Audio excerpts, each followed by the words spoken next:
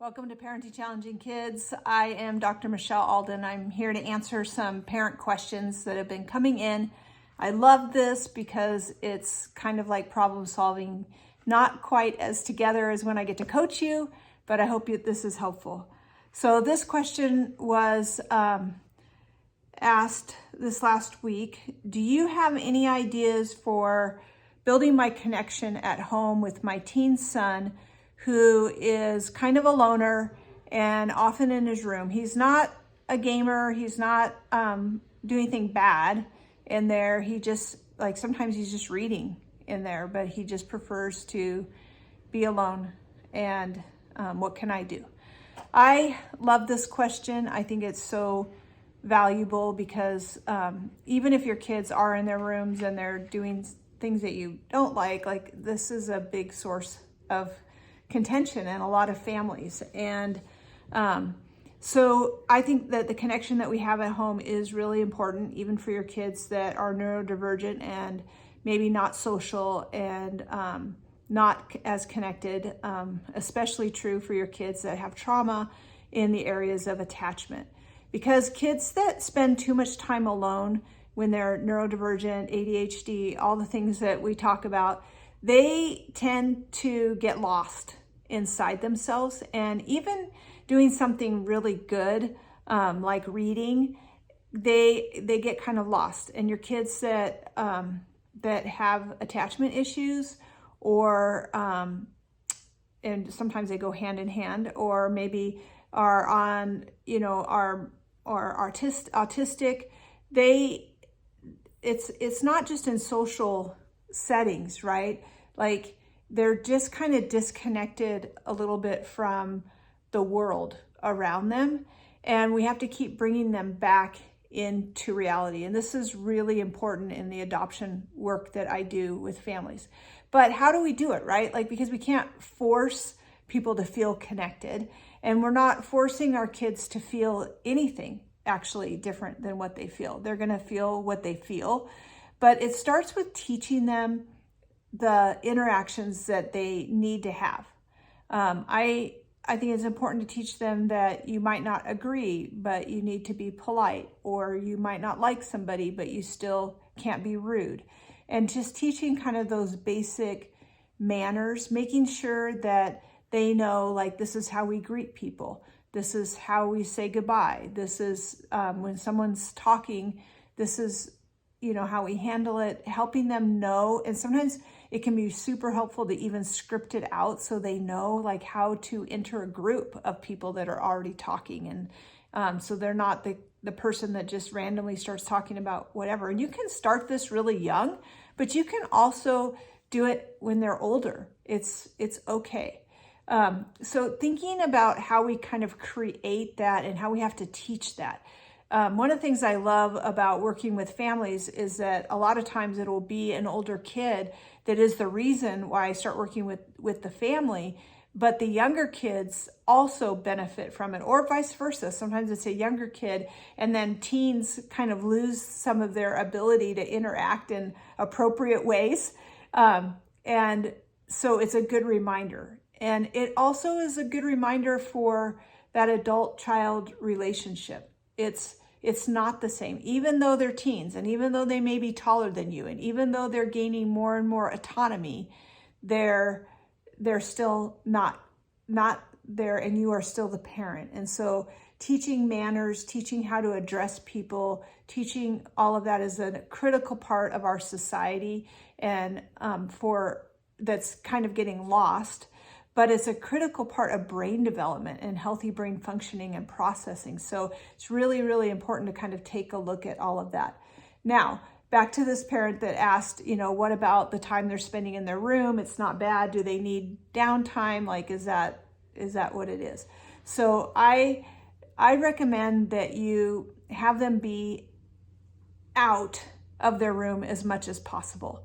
I think that it's a bad choice to feel like we always have to get away from everybody. Yes, there are times we need to be able to get away, and I really like to be able to use the rooms for that opportunity of when they're getting upset and they need to go take some time to get calmed down. If you have a lot of distractions in their rooms, if there's, TVs, electronics, even a lot of books or toys, things like that, that you can't use the room in that way. Like they're not going in there to calm down. They're just getting distracted. And it's interesting to me because a lot of kids aren't playing very well in their rooms, even though they have all that stuff in there. So I first of all kind of recommend an overhaul of the rooms. Now for older kids, and this kid was older, their room is kind of their safety spot, right? And you may have kind of your sanctuary or safety spot in your house as well. I'm not trying to take that away. I just want you to think about what we want them to do instead and how we want to address their rooms. If I have kids that are not sleeping at night, if we have kids that are, highly distracted by everything that's in their room, like how do we make that more of a calmer place? Okay, so that they don't have to have all this stuff in their room. Like it can be other places and it can be taken down and given to them at certain times.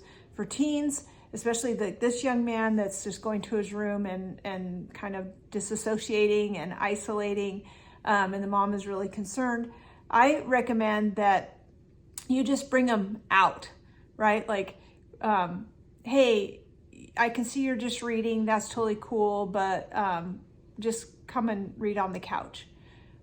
If they have electronics that they're doing homework or whatever, like they can come do it in a different place of the house. Most of the kids I work with, they have to have their laptops in the, where the parents can see what's going on.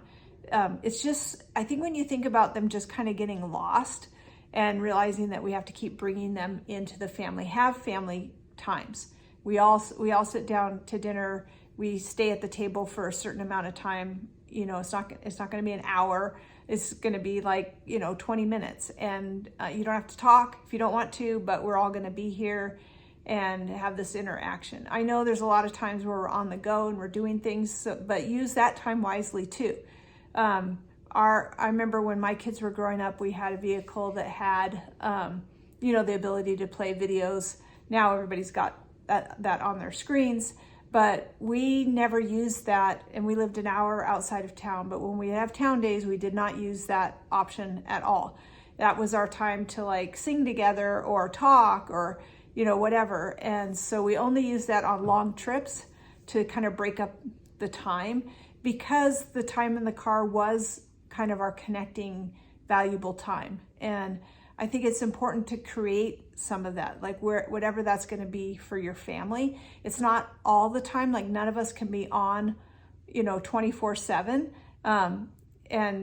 And so it's okay to have some downtime, and it's okay to have some time where like, yeah, why don't you just, work on that in your room or whatever. But just know that that in 30 minutes, we're going to sit down and have dinner, or, so you're putting some time around it, and you're still allowing for it. And I think that really helps to bring kids out and lowering the expectations of what they're going to be like when they're out. They may be out and they may be just lounging on the couch. So be really clear, like, I need you to come out of, well, I don't like to say I need you, but it's time to come out of your room, and we're going to do this, and then you can have some time to read, but I want you to just read on the couch, so that way when I need you, you're right here. Just whatever you want to do. The more extreme it is, the more structure we're going to put around that. But to answer that question, I think that's something that I would try first, in just trying to develop that. The other question that came kind of as part of that I want to answer is, what about kids, teens, especially later ages, like, we want them to be independent, and is that what they're doing? Like they want to be independent. They don't want to be like, being part of the family is babyish, and that's, so just think about that. Like, is it really? Like, we're part of our families for much longer as adults than we are before we're 18. So what do we want them to learn about this connectiveness? I like kids to be interdependent, right? Like, we all need each other, but we don't need each other, like I can do things on my own, but I also want to be connected. And so we have to teach that and we have to model that. So yes, a lot of kids are really pushing for their independence. If your child has ADHD or other neurodivergence, mental health issues, there's a delay in the amount of time before they're going to be ready for that kind of independence, where they just do everything on their own, at least 30%, and sometimes more. That doesn't mean that they're not smart or they're not capable of maybe even going to college or holding down a job, but they're going to need some structure around them for a longer period of time. We already know that the brain doesn't fully develop until into the 20s, and for some boys into late 20s. And so that fight for dependence has got to be monitored, because they don't know that they're not safe to drive a car or to make decisions about somebody else's life, like being alone with a bunch of boys that also have half a brain, or even if they want to date or go do these things. Like, we just need to provide that scaffolding around them, and we also need to give them some opportunities. So I think it's really helpful, especially with older kids, to let them know what we're working on. It's not an age. You're not going to be necessarily driving at 16. You might not even be driving at 18. I don't know. We have to see when you're healthy, when you're not impulsive. So this is what we're working on. We're working on building trust here at home, and we're not holding this out like a carrot. We're just saying, like, this is what we're looking for. When do you think you will be ready? When you can do a list that I give you in the morning, and you can be responsible to take care of that, will that help me to know that you're gaining that independence? A lot of kids want independence, but they want no responsibility. So I'm like, okay, show me that you're ready for that. Here's how you show me. A lot of it is tied into their impulsivity and their anger, and their defiant kind of behaviors. Like, that's what we're really looking at. Not that they didn't do their chores when they got home from school. Like, we don't measure whether they're ready for more responsibility or more independence by how they're handling that right now, because I don't feel like that's a true test. Most kids struggle with chores at home because they're working for you, but it's not the same, right? And so there's other indicators of whether they need that independence. For some of your kids, they may need more independence, like as they are near 18, 19 years old, and you might not be able to have them be at home. So then I would look at what your state has in terms of supported living and what their diagnoses are, and how we can create that best structure for them. What kind of schooling, what kind of things are in place. There's some programs that I try to stay aware of, that are in other states as well. And it kind of puts some responsibility on the kids to adhere to the program, but also they're designed to have support around the kids as well. So if you have more questions about that, these are really great questions about independence and helping our kids to become more independent. I have a whole bunch to say about younger kids, that we want them to just play independently, and some things like that we have to kind of set up in order for them to learn to do that, because again, there's this delay. So in some areas they might be, seemingly normal, whatever that is. But then in these other areas, like they can't play by themselves, or they, can't use their imagination. So we'll talk about that more, I'm sure, in another video. But if you have more questions, please leave them in the comments below, or you can go to parentingchallengingkids.com and fill out a Lifeline call. And if it's just a question on there, I will probably answer it in some public venue like this. But if you want to actually get a free consultation, then you would fill that out and you would set up a free consultation, and we can discuss a particular problem that you're having, and we can see if there's more ways that I can help you. Thank you so much for listening, and I hope this